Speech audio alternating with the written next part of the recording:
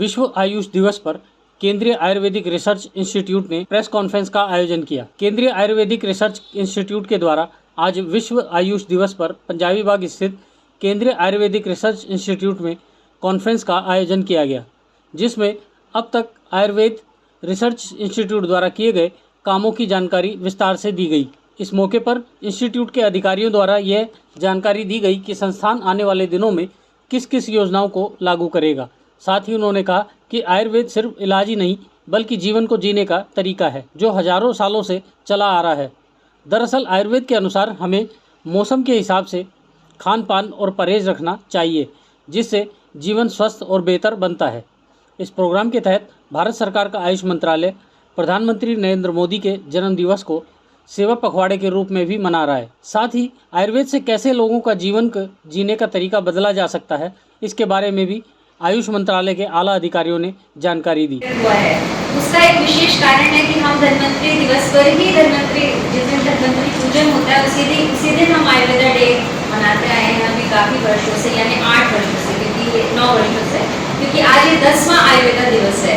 मगर इसमें बाहर के विदेशों के कंट्रीज से ये आह्वान आया कि हम इसको नहीं मना पाते, क्योंकि हम उस तिथि के अनुसार कई बार उसको नहीं याद रख पाते या हमें ऐसा संज्ञान नहीं हो पाता कि वो धन्वंतरी दिन कब पड़ रहा है, धन्वंतरी का जो हमारा धन्वंतरी पूजन वाला दिन होता है।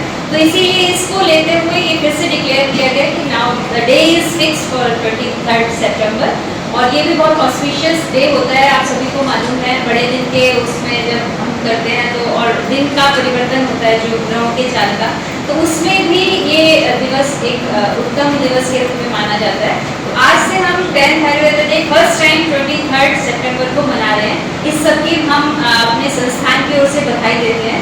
और आज जैसे कि आप सबको विदित है कि धन्वंतरी पूजन के पश्चात हमारी एक प्रेस कॉन्फ्रेंस भी है, जिसका उद्देश्य ये है, जो कि हमें मिनिस्ट्री ऑफ आयुष की तरफ से इंगित है कि हम ये बताएं कि हमने इस दिवस के उपलक्ष्य में क्या क्या किया, क्योंकि ऐसा करने से ही लोगों को विदित होता है कि आयुर्वेद कैसे स्प्रेड हो रहा है, कितनी उसकी जो परिधि है वो बढ़ रही है, हमारे देश में ही नहीं विदेशों में भी। तो उस दृष्टिकोण से हम आज ये भी प्रेस को ये विदित कराएंगे। कुछ लोग जो हम प्रेस नोट भेज चुके हैं, एक संस्थान है जो विशेष रूप से आयुर्वेद के अनुसंधान से जुड़ा हुआ है। आयुर्वेद दिवस 23 सितंबर को मनाया जाना निश्चित हुआ है।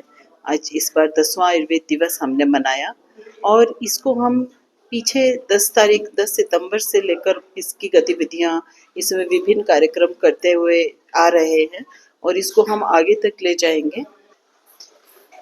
हाँ, आज के युग में फिर से लोग पुनः अपनी पुरानी चीज़ों को, पुरानी संस्कृति और संपदा को खोज रहे हैं, क्योंकि आधुनिकता से वो भी तंग आ चुके हैं और उससे होने वाली हानियों को भी समझने लगे हैं।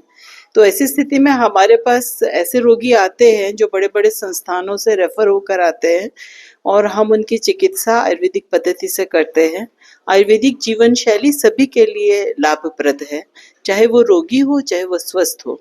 हम आयुर्वेदिक जीवन शैली के संदर्भ में भी लोगों को समय समय पर जागरूकता उत्पन्न करने के लिए तरह तरह के भाषण आदि आयोजित करते रहते हैं।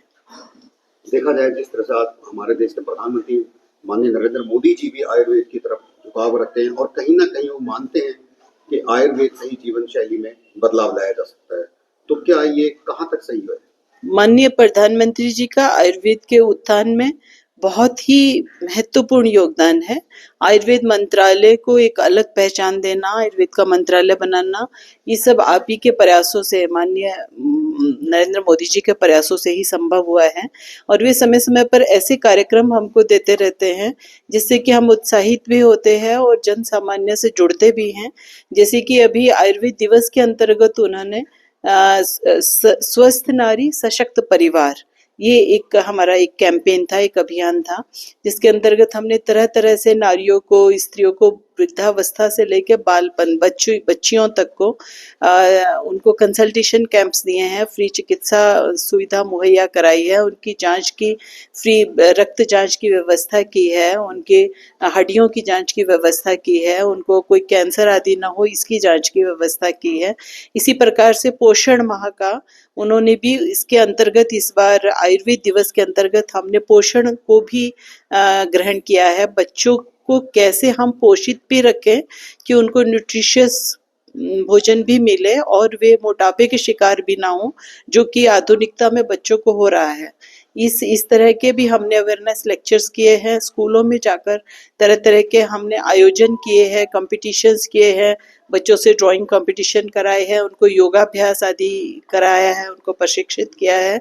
तो ये सब हमने पोषण के लिए, और यहाँ हमने फूड फेस्टिवल का भी आयोजन किया, कुछ ऐसे भोज्य पदार्थ वितरित भी किए और लोगों को उनको बनाना भी सिखाया, जो कि हमारे स्वास्थ्य के लिए लाभप्रद हो सकते हैं, शीघ्र पोषक हो सकते हैं। मैडम देखा जाए जिस तरह से एलोपैथिक में क्या है, पेशेंट को तुरंत रिलीफ मिलता, मगर आयुर्वेद से थोड़ा समय लगता, तो कहीं ना कहीं उससे जो रोगी है वो निराश होता है। वैसे ये आपकी अवधारणा हो सकती है, मैं एक आयुर्वेद संस्थान की निदेशक होने के नाते से ऐसा नहीं देखती हूँ कि रोगी निराश होता है। हमारे यहाँ रोगी बहुत आशा से आते हैं, बहुत प्रसन्न होकर जाते हैं। कई रोगी हमने बाइट्स भी डाले हैं और इस तरह के हमने वीडियोस भी बनाए हैं, जो कि व्हीलचेयर पे आते हैं और चलते हुए जाते हैं। 10वां आयुर्वेद दिवस जो है वो एक थीम हम ये लेके मना रहे हैं, Ayurveda for people and planet. और हमें ये लेके चलना है कि ये जो एक दिवस सिर्फ सेलिब्रेशन के रूप में ना रहकर हमें इसे पूरे साल के लिए इसको एक लेके चलना है। आयुर्वेद दिवस पे हम एक ये प्रतिज्ञा करें कि हम अपना लाइफस्टाइल, अपना रहन सहन, खान पीन जो है वो आयुर्वेद के नियमों के हिसाब से रखेंगे और इसको सिर्फ एक दिन ना मानकर हम इसे पूरे साल इसी तरीके से चलाएंगे, ताकि हमारे जो नॉन कम्युनिकेबल डिजीज़ेज़ हैं उनमें हमें बहुत ज़्यादा इससे रोकथाम में मदद मिलेगी।